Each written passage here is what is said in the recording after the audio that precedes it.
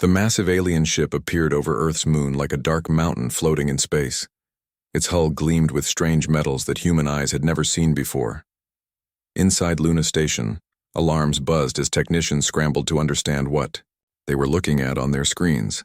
Admiral Park Jae-woo stood at the observation deck, his hands clasped behind his back as he watched the enormous vessel drift closer. He had fought in 3 wars on Earth, but nothing had prepared him for this moment. First contact with an alien species. "Sir, they're requesting permission to dock," reported Lieutenant Kim So-young from the communications panel. Her voice trembled, slightly despite her training. "Granted," Admiral Park replied calmly. "And signal all defense stations to remain on high alert, but do not power weapons. We don't want to appear hostile." The alien ship extended a docking tube that connected to Luna Station with surprising gentleness. After an hour of waiting, the airlock opened with a soft hiss. What stepped through made several human officers take involuntary steps backward. Ambassador Kethvor stood nearly 8 feet tall, with 4 arms extending from a broad chest covered in what looked like living armor. His head was elongated, with large eyes that seemed to glow with their own light. When he spoke, a small device attached to his throat translated his words into perfect English. "Greetings, primitive species of the 3rd planet," he began, his voice carrying an unmistakable tone of superiority. "I am Ambassador Kethvor of the Zephyrian hegemony. We have traveled far to bring you a great opportunity."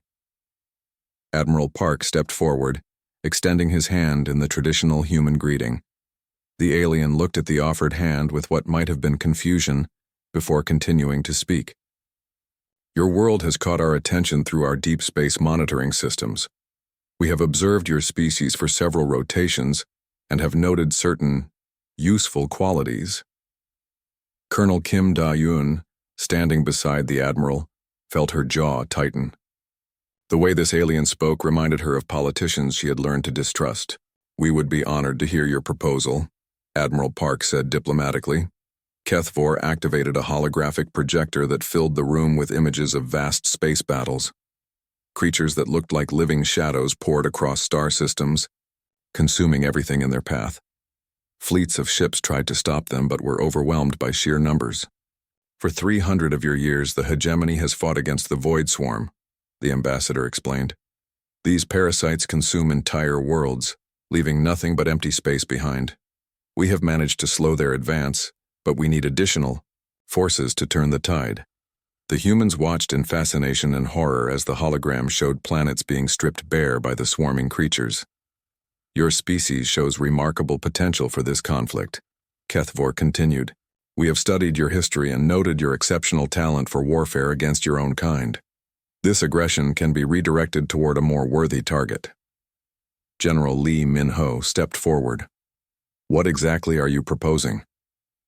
"Join our sacred crusade as auxiliary forces.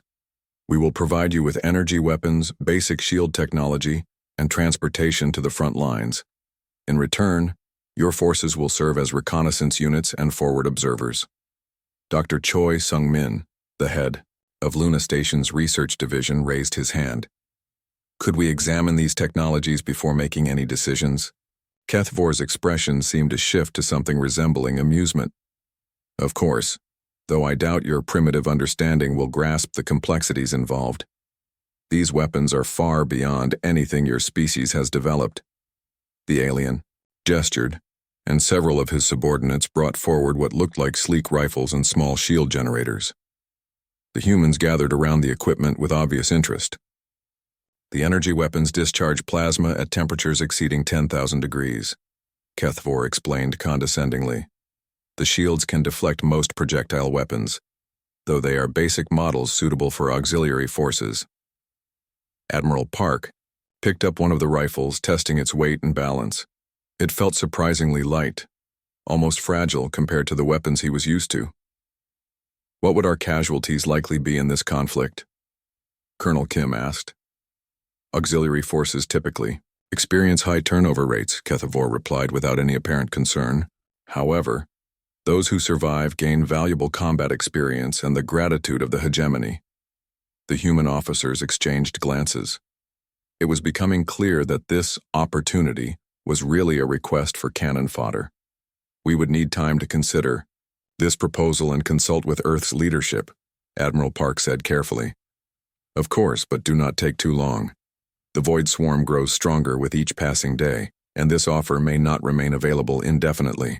After the aliens returned to their ship, the human leadership gathered in the station's secure conference room.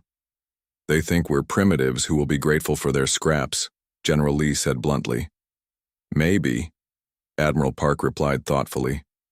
But they're also offering us access to technology centuries ahead of our own. If we can learn from it, adapt it. Dr. Choi nodded eagerly. Even these basic weapons could revolutionize our understanding of energy projection and defensive systems. Colonel Kim frowned. They're planning to use us as expendable troops, send us to die while they watch from safety. Then we'll have to make sure we don't die, Admiral Park said with a slight smile. Signal Earth Command. Tell them we're accepting the hegemony's generous invitation to their war. As the alien ship prepared to depart, none of them realized they had just invited humanity's greatest strength to the galaxy's biggest battlefield, the ability to turn any disadvantage into a weapon. The Kepler 442 system burned with weapons fire as Captain Oh Hyun-woo watched his radar screen fill with red dots. Hundreds of void swarm bioships poured through the outer defense line like angry wasps from a broken nest. Sir, the Hegemony Third Fleet is pulling back, reported Lieutenant Yoon Soo-jin from her station aboard the human frigate Seoul. They're leaving us here alone. Captain Oh nodded grimly. This was exactly what he had expected. The aliens had positioned the human fleet at the worst possible location, right in the path of the main swarm attack. They were meant to die here while buying time for the real forces to escape. All human ships, this is Captain O. Execute scatter pattern Delta. Disappear into the asteroid field and wait for my signal. The 12 human vessels immediately broke formation, diving between the massive floating rocks that filled this part of the system. To any outside observer, it looked like panic. The void swarm creatures, sensing easy prey, spread out to hunt down the scattered ships. Major Han Woo-jin crouched inside a hollowed-out asteroid, watching his motion sensors as swarm bioships drifted past his hiding spot. For the past 2 weeks, his engineering team had been busy. They had taken the alien power cells and turned them into something the hegemony had never imagined. Improvised explosives. Team leader to all units, he whispered into his comm. Packages are in position. We have 17 confirmed targets moving through the field. The void swarm ships were living creatures, part animal and part machine. They moved with organic grace but followed predictable hunting patterns. Captain O had studied hours of hegemony, battle footage, and noticed something the aliens had missed. The swarm always sent scouts first, then committed their main force once they found targets. Let them get deeper, Captain O ordered. We want them all inside the trap before we spring it. Lieutenant Commander Park Min-jung watched from her concealed position as more bioships entered the asteroid field. Her modified sensors could detect the alien creatures' bioelectric signatures even when they tried to hide. The hegemony equipment was good, but human engineers had found ways to make it better. Sir, we have 43 targets now spread throughout the field, she reported. They're moving in standard search patterns. Captain O smiled coldly. Standard patterns were exactly what he was counting on. Major Han, you are cleared to light them up. The asteroid field erupted in a chain of explosions that lit up space like a deadly fireworks show. The human teams had spent days calculating the exact placement of each charge. When they detonated, the blasts created a cascade effect that tore through the swarm ships like tissue paper. 27 bioships died in the first few seconds. The survivors tried to retreat but found themselves facing a new problem. The human ships emerged from their hiding spots like sharks smelling blood.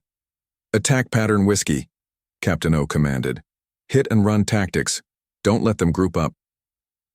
The human vessels moved unlike anything the hegemony forces had ever seen. Instead of forming battle lines and trading shots, they struck quickly at weak points and then vanished back into the rocks. They used the asteroids as shields and weapons, pushing the floating boulders into the path of enemy ships. Commander Jung Tae-hyun led 3 frigates in a coordinated strike against a cluster of swarm ships trying to form a defensive circle. His team had modified their energy weapons to fire in rapid bursts instead of sustained beams. It used more power but created devastating effects against the organic hulls of the bioships. "Target their nerve centers," he called to his gunners, "the big glowing sections near the front. Take those out and the whole ship goes dead." The Void Swarm had never faced tactics like these. For centuries, they had fought against the hegemony's predictable military doctrine. Form lines, exchange fire, retreat when losses became too heavy. But humans fought like they were hunting prey, not engaging in formal battle. Within 2 hours, the entire swarm attack force had been destroyed. Not defeated or driven off, but completely eliminated. The asteroid field was full of drifting bioship corpses and scattered debris. "Damage report," Captain O requested. 2 ships with minor hull damage, 7 wounded crew members, 0 deaths, Lieutenant Yoon replied, sounding amazed at her own words. The Hegemony Third Fleet, which had been retreating toward the next system, suddenly received an impossible message. The human auxiliary force was requesting pickup for prisoners.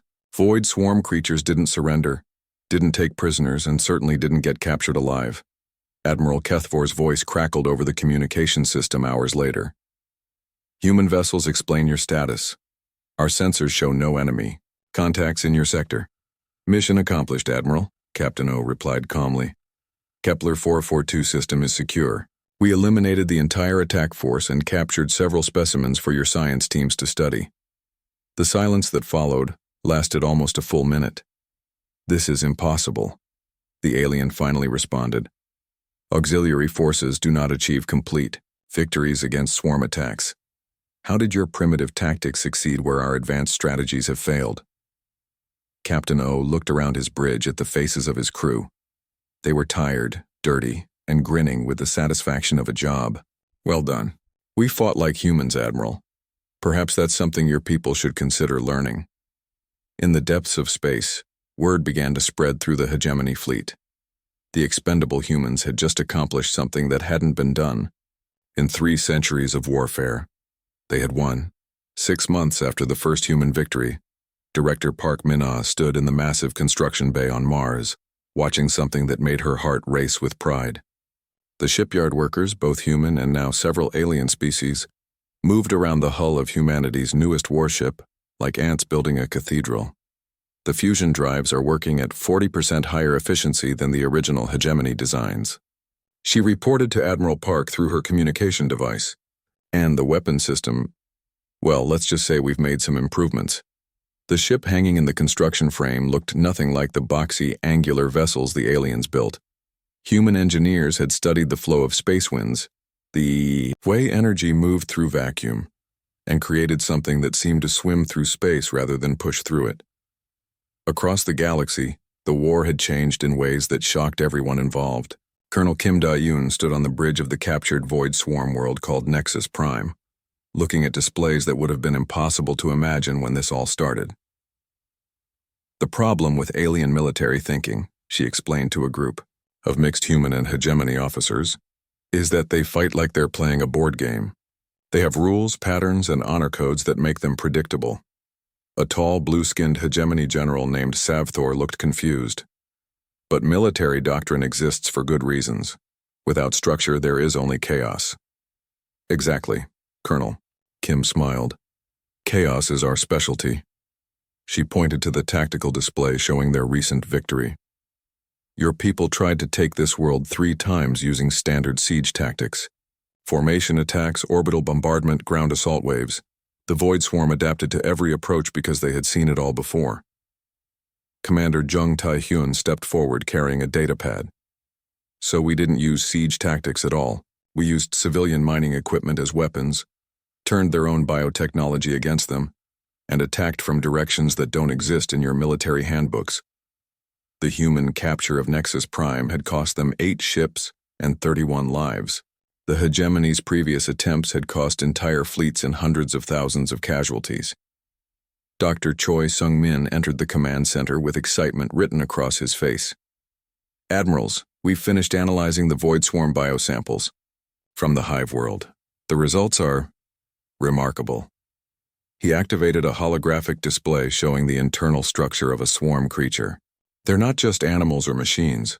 They're something in between, and they have a weakness that the hegemony never discovered. The swarm creatures communicated through bioelectric pulses, like a living computer network.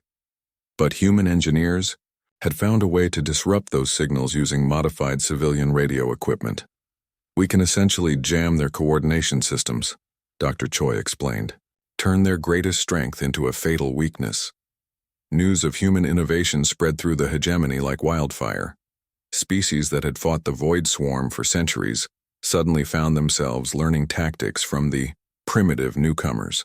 Captain, Song Mi-young commanded a mixed fleet of human and alien vessels in the Battle of Wolf 359.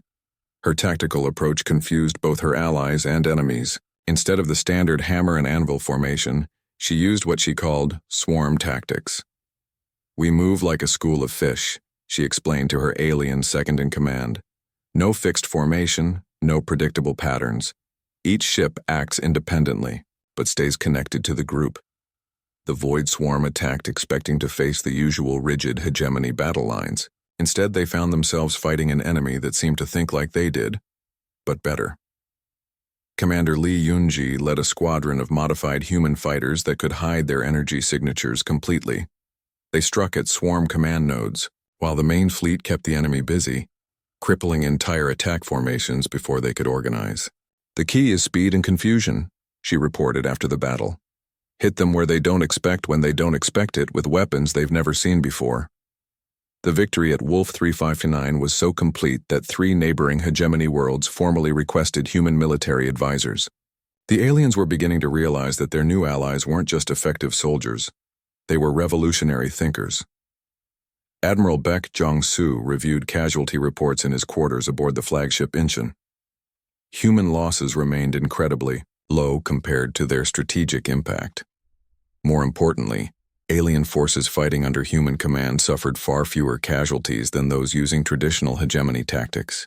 "We're not just winning battles," he noted in his personal log. "We're changing how the entire galaxy thinks about warfare." The transformation wasn't limited to tactics. Human shipyards were producing vessels that incorporated the best aspects of both human and alien technology. These hybrid ships outperformed anything either species had built alone. Lieutenant Park Ji-hyun worked in the weapon development lab on Luna Station, where human creativity met alien science. "We took their plasma cannon design and asked a simple question," she explained to visiting hegemony engineers. "What if it didn't have to fire in straight lines?" The result was a weapon that could bend its energy beam around obstacles, strike targets hiding behind cover, and even split into multiple smaller beams for engaging swarm formations. As reports from across the war zone reached Earth, one pattern became clear. Human-led forces were winning battles that pure hegemony fleets couldn't even survive. The species that had been invited as cannon fodder were becoming the backbone of the entire war effort. In the depths of space, hegemony high command faced an uncomfortable truth. They were no longer leading this war. They were following it, trying to keep up with innovations they barely understood, implemented by a species they had completely underestimated. The tide hadn't just turned, it had become a tsunami, and humanity was riding the wave. The massive Void Swarm hive fleet approached Proxima Centauri like a dark cloud covering the stars. Admiral Baek Jong-soo stood on the bridge of the Incheon, watching tactical displays that showed over 300 enemy bioships moving in perfect formation toward the human colonies. "Enemy fleet detected at maximum sensor range," reported Captain Song Mi-young from her station. "They're using classic barrier tactics, just like the textbooks say they would." Admiral Baek nodded thoughtfully. After 18 months of fighting, human analysts had learned to predict Void Swarm behavior better than the aliens who had fought them for centuries. The enemy followed patterns, and patterns could be exploited. "Signal the hegemony support fleet," he ordered. "Tell Admiral Vexhan to maintain standard approach formation. Make it look like we're following traditional battle doctrine." The hegemony ships moved forward in neat geometric patterns, their energy shields overlapping in perfect defensive arrangements. It was exactly what every military academy in the galaxy taught as proper fleet engagement protocol. Commander Lee, Yunji watched from her position aboard the stealth ship Busan, hidden deep in the asteroid belt surrounding the system. Around her, dozens of human vessels waited in complete silence, their energy signatures masked by technology that made them invisible to both friend and enemy sensors. Phase 1 is working perfectly, she reported quietly. The swarm is focusing all attention on the main fleet approach. They have no idea we're here. The Void Swarm had spent centuries learning to counter hegemony tactics. When they saw the familiar formation approaching, they immediately began their standard response. Bioships spread into attack patterns designed to overwhelm defensive shields through concentrated fire. Lieutenant Colonel Park Ji-won commanded a group of modified human frigates that looked damaged and struggling to keep up with the main formation. His ships drifted behind the hegemony fleet, appearing to be the weak link in the defensive line. "Enemy scouts are moving to investigate our position," he reported with satisfaction. "They think we're easy targets." This was exactly what Admiral Bayek had planned. The Void Swarm always tried to eliminate weak elements first, breaking enemy formations by attacking their most vulnerable points. But what looked like weakness was actually the most dangerous trap humanity had ever set. The battle began when the swarm launched their first attack wave. Hundreds of bioships surged forward, focusing their assault on the apparently damaged human vessels trailing behind the main formation. "Now," Admiral Bayek said quietly. The space around Proxima Centauri exploded into action, but not in any way the Void Swarm expected. The damaged human ships suddenly revealed themselves as weapons platforms carrying the most advanced firepower in the galaxy. Energy beams that could bend around obstacles struck swarm command ships from impossible angles. Simultaneously, Commander Lee's hidden fleet emerged from the asteroid belt like sharks sensing blood. They had spent weeks positioning themselves throughout the system, creating a three-dimensional trap that the enemy had flown directly into. "All units, execute Thunder Protocol," Admiral Bayek commanded. The human ships moved like they were part of a single living organism. Instead of maintaining formation, they flowed around enemy positions like water, striking weak points and vanishing before the swarm could respond. Captain Han Woo-jin led a squadron of human fighters equipped with weapons that the hegemony still didn't fully understand. His team had modified standard plasma cannons to fire in rapid bursts that could overload bioship nervous systems. "Target the nerve clusters behind their main weapons," he called to his pilots. "3-shot bursts, then move to the next target. Don't give them time to adapt." The Void Swarm tried to respond with their traditional tactics, but found themselves fighting an enemy that seemed to anticipate their every move. Human forces struck from directions that shouldn't have been possible, using weapons that behaved in ways that violated everything the swarm had learned about warfare. Commander Young Tae-hyun coordinated the overall battle from his command ship, watching displays that showed enemy formations collapsing faster than anyone had thought possible. The swarm's greatest strength had always been their numbers and coordination, but the humans had found ways to turn both advantages into weaknesses. "They're trying to retreat," reported Lieutenant Yoon Soo-jin. "Should we let them go?" "Negative," Admiral Bayek replied firmly. "This ends here and now. Signal all units, no survivors, no escape." The battle lasted exactly 14 minutes. When the weapons fire finally stopped, the massive Void Swarm hive fleet had been completely destroyed. Not defeated or driven off, but totally eliminated. The space around Proxima Centauri was filled with drifting bioship remains and scattered debris. "Damage report," Admiral Bayek requested. 12 ships with minor damage, 23 wounded personnel, 0 deaths, Captain Song reported, her voice filled with amazement. Admiral Vexhan of the Hegemony Support Fleet transmitted in stunned disbelief. "Human Commander, explain your casualty figures. Complete victories against hive fleets are impossible." "Not impossible," Admiral Bayek replied calmly. "Just improbable if you fight the way they expect you to fight." As news of the victory spread through the galaxy, military academies began rewriting their textbooks.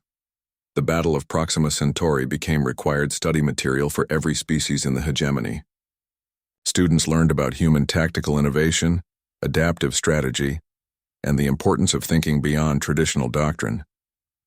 The species that had once been considered primitive cannon fodder were now teaching warfare to civilizations that had fought among the stars for millennia. The students had not just become teachers, they had become masters of a craft they had learned in mere months. Ambassador Kethvor's ship limped toward Luna Station like a wounded animal seeking shelter. The once proud vessel showed clear signs of battle damage, with scorch marks across its hull and several weapon ports completely destroyed. Inside the docking bay, human technicians watched with barely concealed amusement as the alien craft struggled to complete basic landing procedures. Admiral Park Jae-woo waited in the same conference room where this entire adventure had begun 2 years ago, but everything had changed since that first meeting. His uniform now carried rank insignia from 17 different alien worlds, and the walls displayed battle honors from victories across half the galaxy. The door opened, and Kethvor entered, with a delegation of hegemony officials. Gone was the arrogant posture and condescending tone. The ambassador's 4 arms trembled slightly as he approached the human leadership. "Honored Admiral Park," he began, his translator's voice stripped of its former superiority. "The Hegemony Council formally requests expanded cooperation with Earth's military forces." General Lee Minho leaned back in his chair, studying the aliens who had once dismissed humans as primitive cannon fodder. On his desk lay reports that told an incredible story. 6 hegemony member worlds had declared independence in the past month alone, all requesting Earth's protection instead of relying on their former overlords. "Cooperation?" Colonel Kim De-yoon asked with a slight smile. "Is that what you call it? When 3 of your fleets defected to human command just last week?" Kethvor's large eyes flickered with what might have been embarrassment. "There have been political realignments within some of our member species. They have expressed concerns about traditional leadership structures." "Concerns?" Admiral Park repeated the word slowly. "Ambassador, let me share some recent intelligence with you." He activated the room's holographic display, showing a star map of the local galaxy. Red zones marked former hegemony territories. Blue zones showed human-controlled space, and green zones indicated allied worlds under Earth's protection. 18 months ago, you controlled 47 star systems. Admiral Park continued. Today, you directly control 9 systems. The rest have either joined our alliance or declared independence under our protection. The alien delegation shifted uncomfortably as the full scope of their decline became visible. What had started as humanity, joining their war, had become humanity, replacing their entire civilization as the dominant power in the region. Dr. Choi Sung-min entered the room carrying the latest battle reports. "Admiral, I have updates from the Vega system. The last Void Swarm stronghold has been eliminated. Our pursuit fleets report that several swarm clusters are attempting to surrender." Kethvor's mandibles clicked in amazement. "Surrender? The Void Swarm does not surrender. They fight until death. They do when faced with weapons they can't adapt to and tactics they can't understand," Dr. Choi replied matter-of-factly. "We've been studying their biotechnology for months. Turns out they're not as unstoppable as everyone thought." Commander Jung Tae-hyun looked up from his data pad. "Sir, we also have requests from 12 more systems asking for human military advisors. Apparently word has spread about our casualty rates compared to traditional hegemony forces." The numbers were staggering. Human-led forces achieved victory, rates above 90% while suffering casualties that were almost negligible compared to traditional alien military operations. More importantly, alien forces fighting under human command saw their survival rates increase by over 300%. "Perhaps we could discuss terms for continued human involvement in regional security," Kethvor suggested desperately. "Full technological exchange, expanded territorial agreements, shared command structures." Admiral Park studied the being who had once offered humanity scraps in exchange for their lives. The war that was supposed to consume Earth's young warriors had instead turned them into the galaxy's most effective military force. "You're not in a position to offer terms, Ambassador," Admiral Park said quietly. 2 years ago, you invited us to your war.